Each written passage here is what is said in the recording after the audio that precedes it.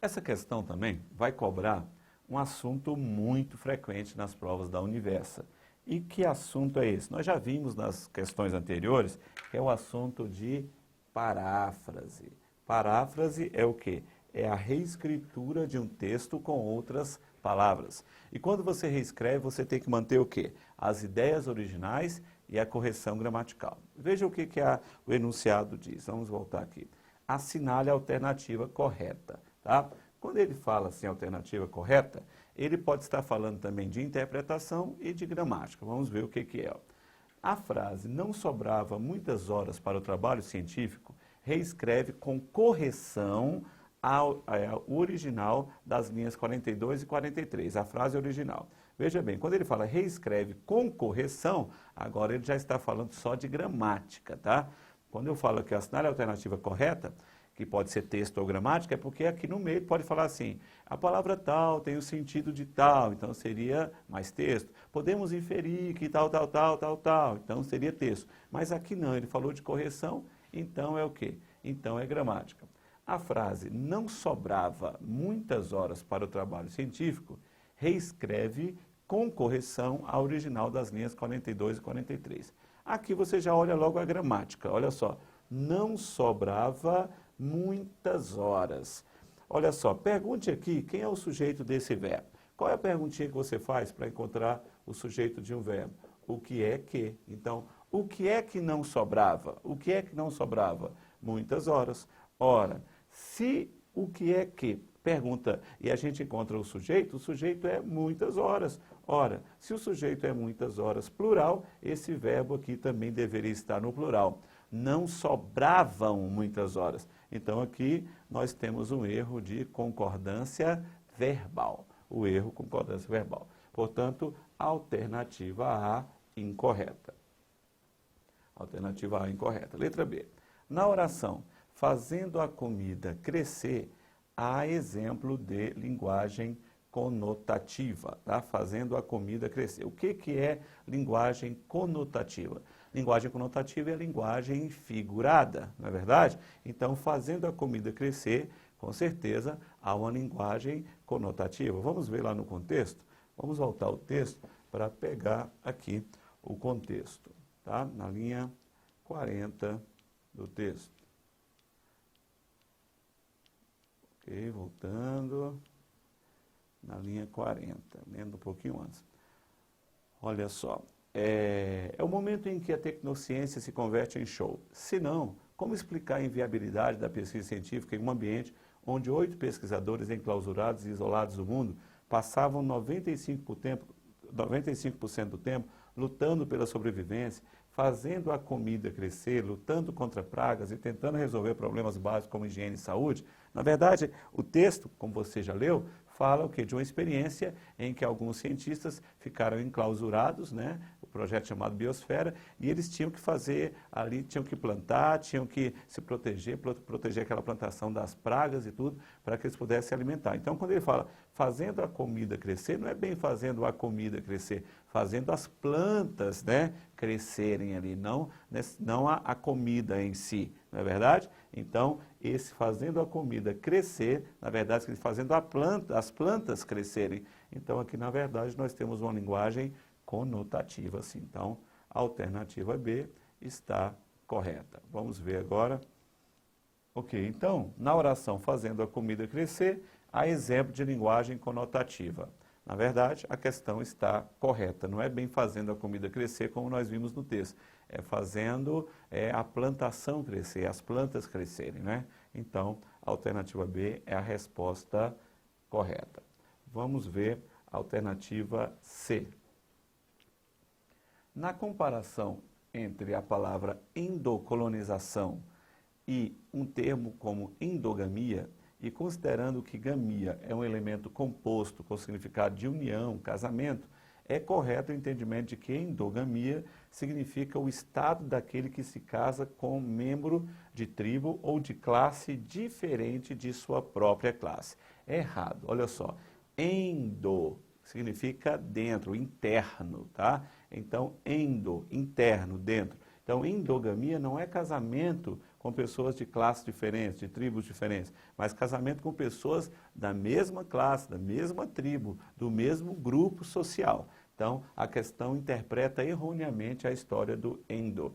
Exo quer dizer fora, endo quer dizer dentro. Então, endogamia é casamento dentro do próprio grupo social, ou grupo religioso, né? Então, a questão está errada porque interpreta erroneamente aqui o termo endogamia, ok?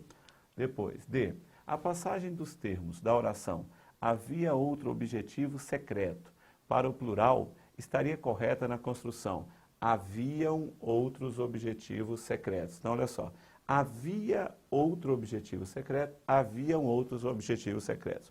Você deve se lembrar de que o verbo haver, no sentido de existir e acontecer, no sentido de existir e acontecer, é um verbo impessoal.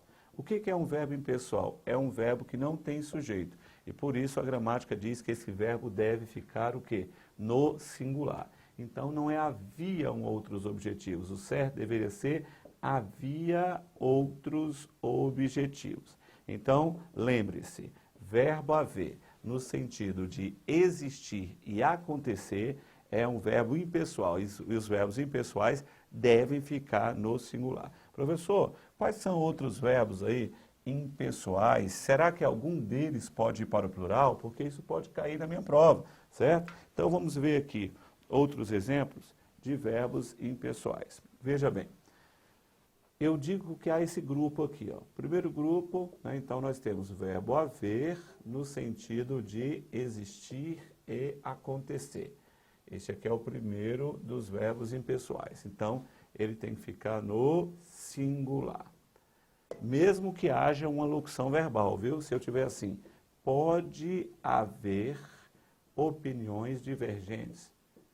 Pode haver opiniões divergentes.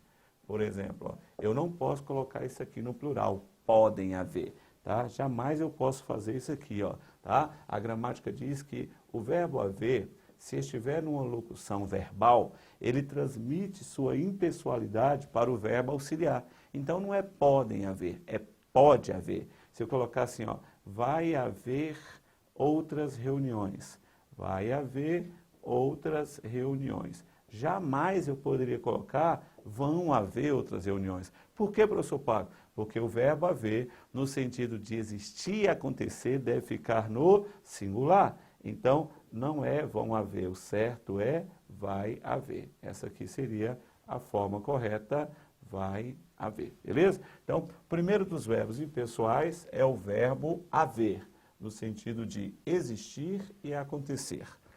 O segundo caso são esses verbos aqui, ó. Fazer, haver, ser e estar. Certo? É o que eu chamo de FHC estar, para você memorizar, ó. FHC estar. Tá bom? Uma forma de você memorizar. Fazer, haver, ser, estar, indicando tempo. São verbos impessoais, ou seja, verbos que não possuem sujeito. Se um verbo não possui sujeito, pela lógica ele deve ficar no singular. Então, por exemplo, você não pode falar assim, ó, fazem 3 dias que eu estou estudando. Fazem 3 dias. Errado. O certo é o quê?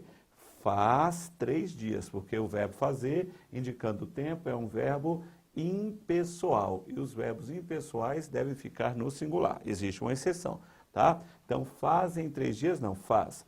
E se houver uma locução verbal? Deve fazer 3 dias que eu estou estudando. Deve, você não pode colocar devem. Se colocar devem, está errado. E aqui vai uma observação para você.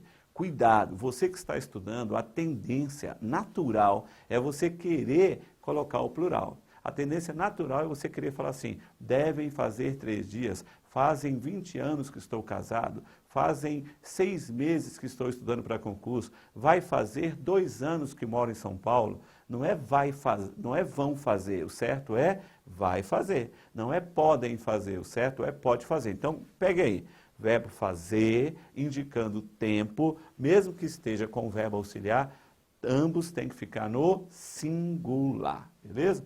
Professor, você disse que havia uma exceção. Qual é a exceção? A exceção é o verbo ser. A gramática diz que o verbo ser, quando indica tempo, vai concordar com o numeral aqui, ó. Veja bem, eu falo assim, são 13 de abril. São 13 de abril, certo? Você vai falar são 22 horas. São 22 horas. Então, aqui, ó, o verbo ser está concordando, na verdade, no plural, com o predicativo. Então, o verbo ser não tem sujeito, mas ele vai para o plural, concordando com o numeral, ó. Tá bom? Então, FHC está, tem que ficar no singular, exceto o verbo ser, que pode ir para o plural. Então, este é o segundo grupo dos verbos impessoais, tá? Este grupo aqui. Terceiro eu tenho os verbos que indicam o quê? Fenômenos da natureza. Os verbos que indiquem fenômenos da natureza também são verbos impessoais. É o caso do verbo chover. Se você fala, choveu ontem, hein? Obviamente, isso aqui vai ficar no singular. Agora, cuidado. Se o verbo chover estiver com sentido figurado, aí ele já vai para o plural. Olha aqui, ó. Choveram oportunidades naquela feira de negócios. Choveram oportunidades naquela feira de negócios. Aí, o verbo chover está no sentido figurado, ou seja, surgiram muitas oportunidades, vieram muitas oportunidades. Neste caso, ó, oportunidades é o sujeito e vai concordar com o verbo chover. Então, bastante cuidado com isso aqui também. E o quarto grupo são esses dois verbos aqui, ó, que eu vou colocar. Basta de e chega de. Quando você fala assim, chega de desvios de verbas públicas, chega de desvios, basta de brigas, basta de manifestações, né? Agora virou moda, manifestação para tudo. Tudo é passeata, tudo é não sei o quê, já está enchendo o saco. Então, basta de passeatas, basta de movimentos, vamos trabalhar, vamos estudar. Então, basta de, não pode ir para o plural. Nem basta de, nem chega de. Esses dois aqui também são verbos impessoais. Então, aqui, ó, esses 4 casos são os casos dos verbos impessoais. Professor Paco, o que são verbos impessoais? São aqueles que não possuem sujeito, certo? Desses aqui, apenas o verbo ser pode ir para o plural, concordando com o numeral, tá? Então, uma revisãozinha aí que eu creio que vai ajudar bastante a você.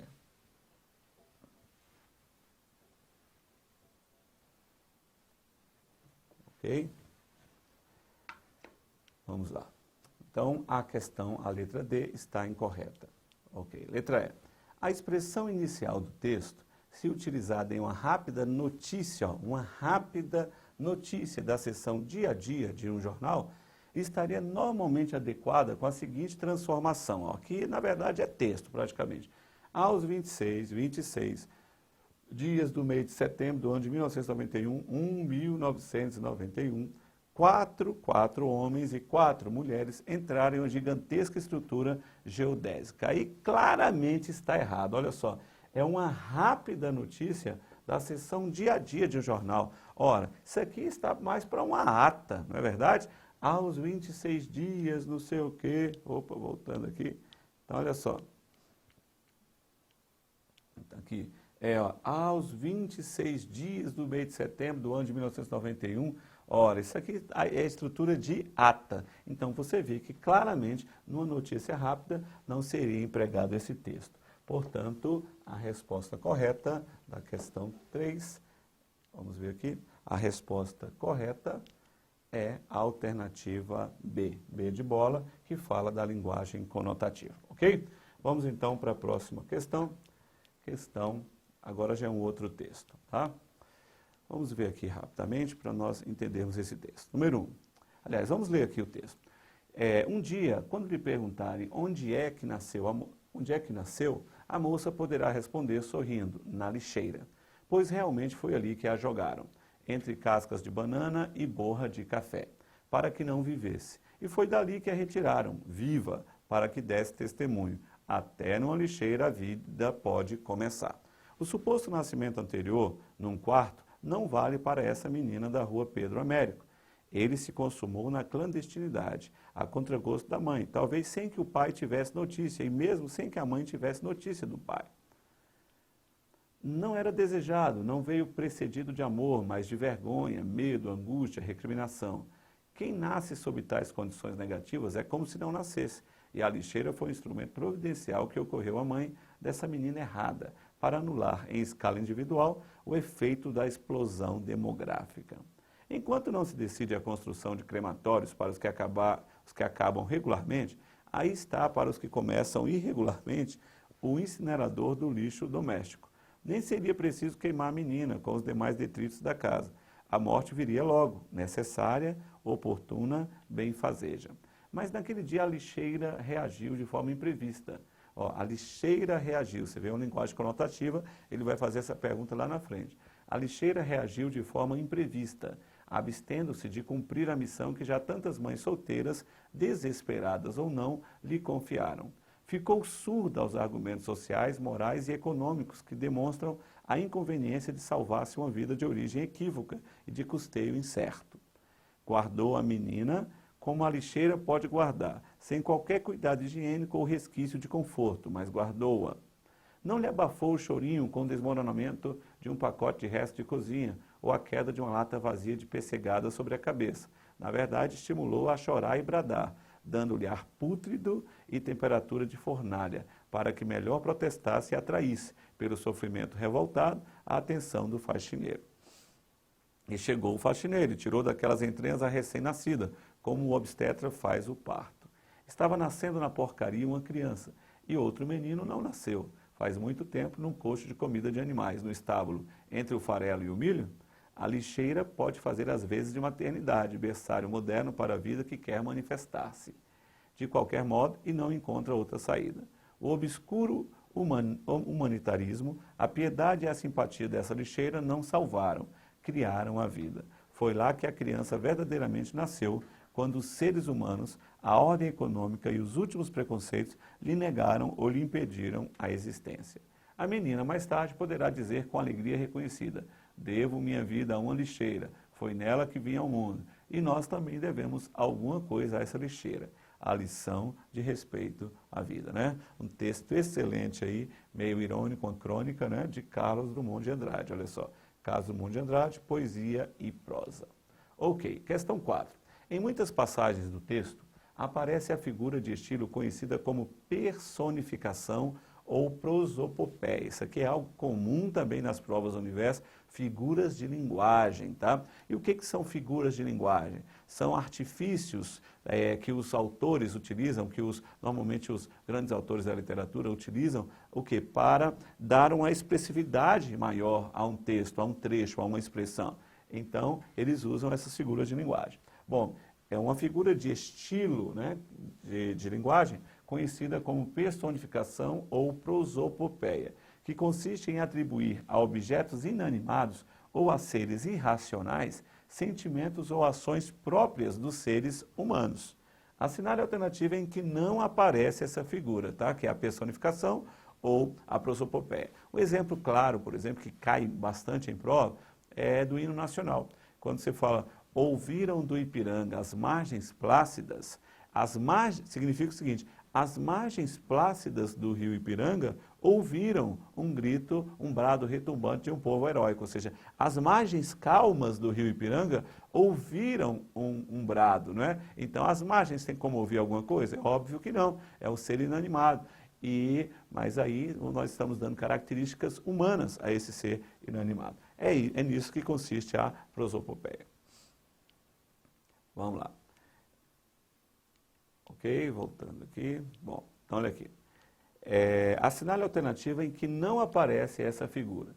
A lixeira foi o instrumento providencial que ocorreu à mãe dessa menina errada. A lixeira foi o instrumento providencial que ocorreu à mãe, ou seja, a mãe pensou em algo providencial no lixeira. Então, aqui não há, na verdade, personificação. Por quê? Porque é a mãe que está fazendo algo. Ó. A lixeira foi o instrumento providencial para a mãe, ou seja, o que poderia ser providenciado naquele momento foi o quê? A lixeira. Então, não há nenhuma figura de linguagem aí. Letra B. A lixeira reagiu de forma imprevista. abstendo-se de cumprir a missão que já tantas mães solteiras, desesperadas ou não, lhe confiaram. Ou seja, a lixeira reagiu. Isso aqui é uma característica o quê? Humana. Então, nós temos aqui a personificação. A lixeira reagiu. Alternativa C. Ficou surda aos argumentos sociais, morais e econômicos. Ou seja, a lixeira ficou surda. Surdez é uma característica humana ou de animais. E aqui foi atribuída a lixeira, portanto, incorreta. D. Aliás, aqui existe a figura incorreta? Não, aqui existe a figura. E na alternativa A, que não tem, então já é a resposta. D. Na verdade, a lixeira estimulou-a a chorar, ou seja, a criança a chorar e a bradar, dando-lhe ar pútrido e temperatura de fornalha, ou seja, a lixeira estimulou a criança. Então, é uma característica humana. O obscuro humanitarismo, a piedade e a simpatia dessa lixeira não salvaram, criaram a vida. Olha só, o obscuro humanitarismo, a piedade e a simpatia da lixeira, ou seja, características humanas, em relação a um instrumento, a um ser inanimado. É isso que é prosopopeia, personificação. Então, a resposta é a alternativa A. Só aqui que não há a figura de linguagem personificação.